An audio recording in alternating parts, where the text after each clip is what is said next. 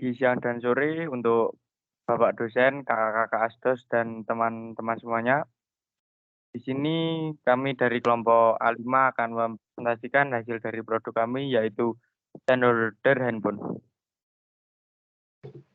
Ada 6 poin yang akan kami presentasikan. Yang pertama adalah definisi masalah, yang kedua adalah identifikasi desain, yang ketiga desain konseptual, yang keempat desain detail, yang kelima evaluasi performansi, dan yang keenam adalah pengalaman pembelajaran.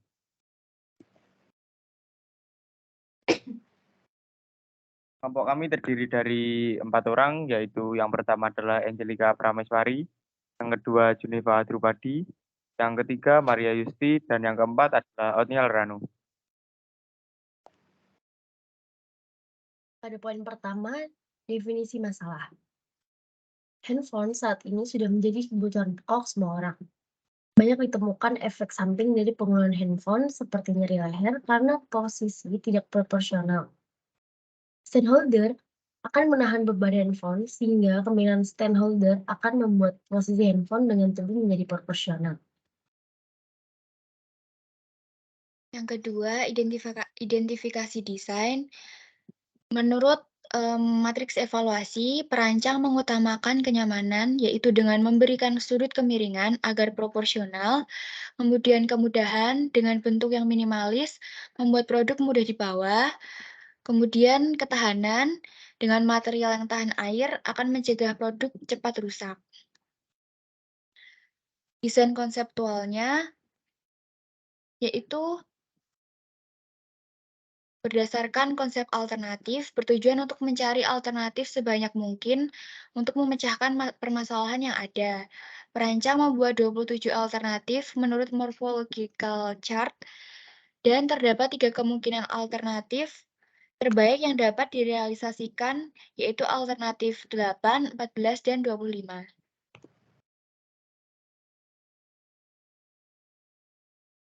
Kemudian, konsep alternatif terdapat 3 sketsa yang terpilih, yaitu alternatif 8 dengan material kayu, paku, dan vernis, alternatif 14 materialnya plastik, lem, dan polosan, dan alternatif 25 dengan material akrilik, lem, dan polosan. Untuk evaluasi alternatifnya, berdasarkan dari kelompok A6, yaitu alternatif 8 dengan material kayu seberat 200 gram, umur pakai 3 tahun, dan dimensi produk 2.999 cm3 dengan harga pasaran 50.000. Alternatif 14 dengan material plastik seberat 100 gram dengan umur pakai 4 tahun berdimensi 2.999 cm3 dan harga alternatifnya yaitu 30.000. Selanjutnya alternatif 25 dengan material akrilik seberat 120 gram dengan umur pakai 4 tahun dan dimensi 2.999 cm3 dan harga produk ini adalah 60.000.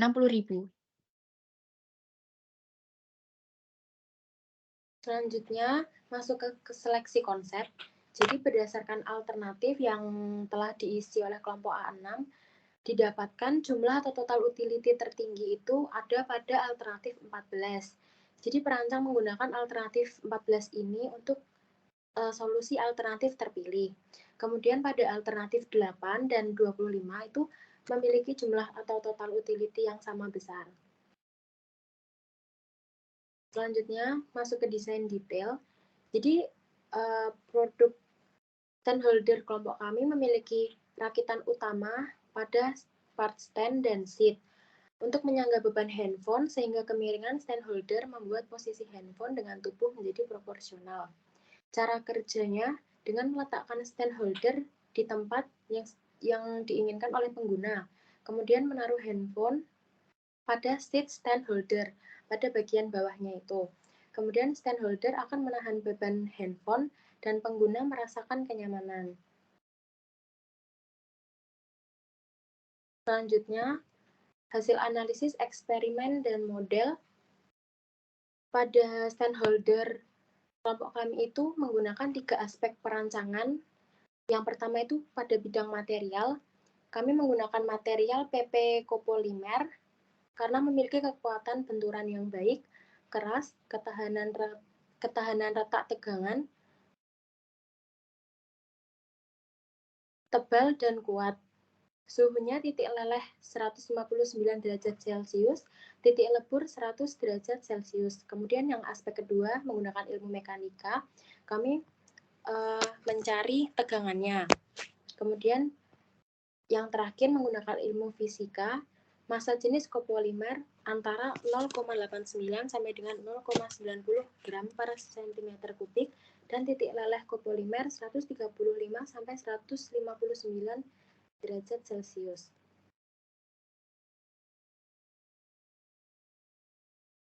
Selanjutnya masuk ke kendalanya. Jadi kendalanya kami itu merasa kesulitan memotong kemiringan pada part stand, dan kayu juga ada yang retak sehingga dilakukan pemotongan ulang, dan kesulitan mengikir agar menjadi bentuk yang presisi. Kelompok kami berhasil membuat stand holder berjumlah 5 part, ada part bottom stand, back of stand, front rail, dan seat.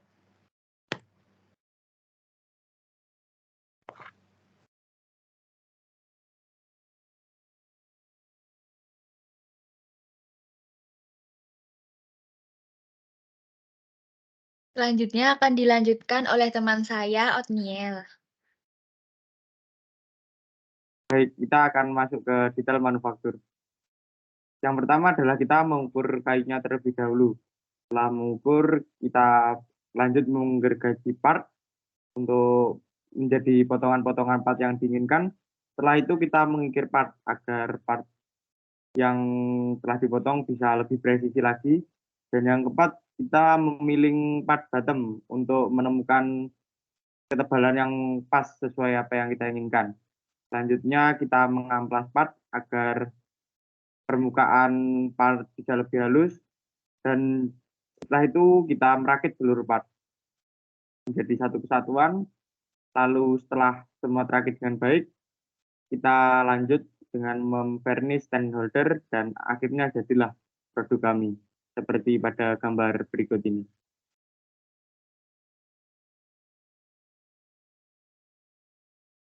Pada poin selanjutnya, evaluasi performansi hasil kompetisi desain, yang dimana produk stand holder mudah dibawa karena bentuknya yang simpel.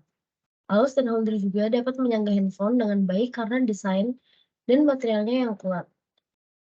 Lalu produk stand holder ini yang tahan terhadap air sehingga mencegah kerusakan dalam produk. Dan yang terakhir, stand holder termasuk dalam shelter yang baik sehingga aman bagi pengguna.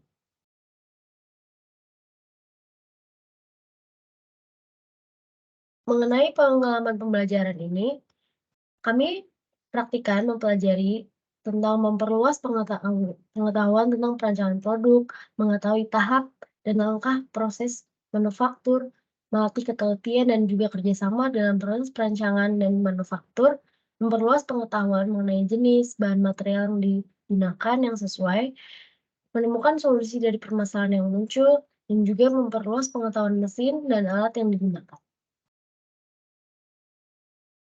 Baik, sekian presentasi dari kami. Setelah ini akan ada video demonstrasi dari produk kami.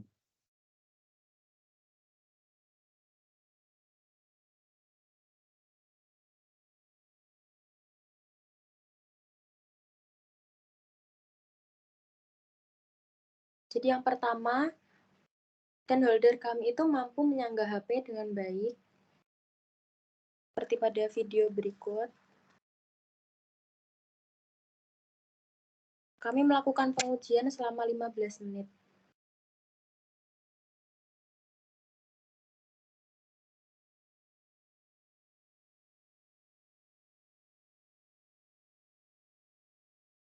Kemudian yang selanjutnya, produk kami itu mudah dibawa karena materialnya yang ringan. Dan yang terakhir, produk kami tahan air.